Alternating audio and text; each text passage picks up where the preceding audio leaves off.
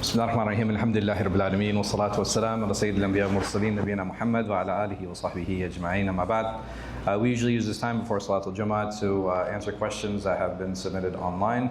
If you're interested in having your question answered, you can go to hijrah.info, that's hijrah.info/QA to submit your question, inshallah. Why were the 7 ahruf granted to the Arab when even non-Arab have to learn the Quran as it is?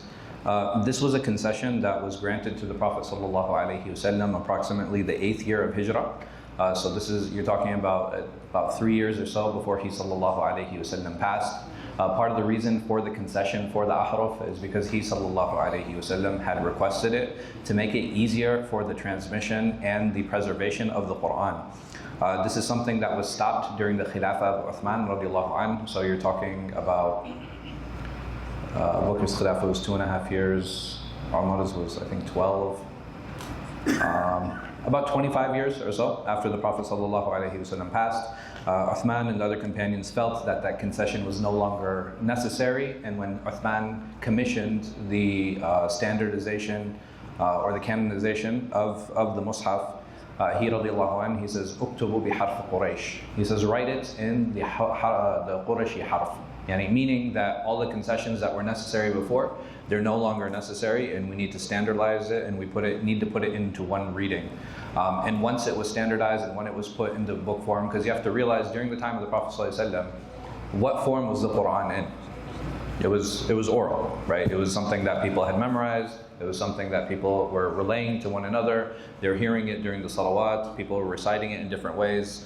So it's important to understand that once it came down to, okay, hey, listen, now we're going to write it, and now we're going to preserve it, that he, radiallahu anh, he said that we're going to write it in Lughat Quraysh, or Harf Quraysh, and all the other companions, they had agreed with that, save a couple. Ibn Mas'ud, radiallahu anh, he continued with his Harf, and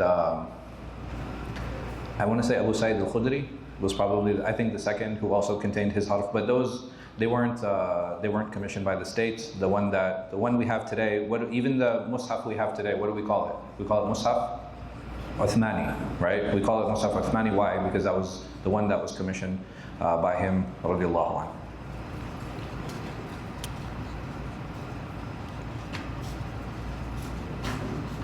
Why is it that Fusha is closer to Hafs than any other riwayah, but is not even the Madani riwayah? So just like madahib, qira'at are just like madahib, right? So someone might ask, okay, well, why is the Hanafi madhab prevalent here? Or why is the Shafi'i madhab prevalent there? It's a similar reason when it comes to qira'ah. Qira'ah became popular because of political reasons, because the state took advantage of it, because it's certain teachers, it became popular with them, and those teachers were already popular. So a lot of it is like, there are a lot of social political reasons of why particular qira'at became more popular than others, but that's about it. It's the same reason like madahib are popular in certain places, in certain spaces. Assalamu alaikum, is there a way to demo how to calculate zakat that includes the incomes using mock numbers? Yeah, so what you can do is, and this gets a little bit tricky, but you have a number of zakat calculators online. What you can do is just do a Google search and you'll get like zakat calculator. Just do a Google search for zakat calculator. And what it will do, it'll actually ask you to break down your different assets and how to calculate them and how to deal with that. I also help people with their zakat, so a lot of people will call in. I just have to tell you very honestly, you have to be very open with your assets. So if you do call me, you have to show me exactly how much money you have and where it is, so that I can help you completely figure out on how to calculate that. I've done it for a number of people. Some people call me their zakat accountant, but like, that's a different issue. So you feel free, if you want to reach out to me, you can just set up an appointment, inshallah, and we can sit down and discuss. Or, like I said, do a Google search for zakat calculator. Every one of those calculators, they have their own algorithm and they have their own way of calculating it. So if it's something that you trust, I know Islamic Relief has one, and I think some of the other larger organizations, they have them. If you trust them, absolutely, use it, and that way you can figure out your zakat and how much is due every year, inshallah. Can we place the Quran on the ground when we are reading it, when we have to do sajda tilawah? This is a cultural issue. in the culture I come from, like even though I don't look right, I'm dressed Sudani today, but in Pakistani culture, a lot of them it is considered bad manners with the Quran to place it on the ground. It's considered bad manners. It's not something that we do in my culture. And some people had asked me, because when I was in Saudi, I was like, I had noticed that the Saudis, when they make sajda, they put it on the ground. So my response is they will never put it pages face down. Are you following what I'm saying? They'll put it the ghilaf side down, right? So, for example, if this is the book and this is the part I'm reading, they'll never put it like this. They'll put it like this, and the reason they'll do that is because of the ghilaf, right? Because it has covers on it, and that is their way of showing respect, right? That they're going to put it in this way.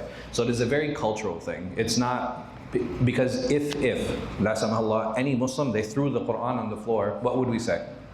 Would we say that's kufr? Yes or no? Because this is ihana. You're making fun and you're being disrespectful of the book of Allah subhanahu wa ta'ala. So how do I define respect? Respect is very culturally driven. It's not something, we have specific guidelines in the Quran and the Sunnah, but they're very limited. And we have larger guidelines within our different cultures and where we come from.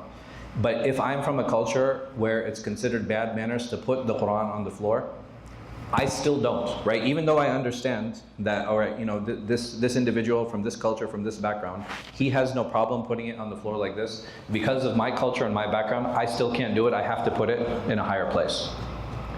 But that doesn't make my way better. Does that make sense? Right? I have to show respect according to the way I feel is respectful. And he has to show respect according to the way that he feels respectful.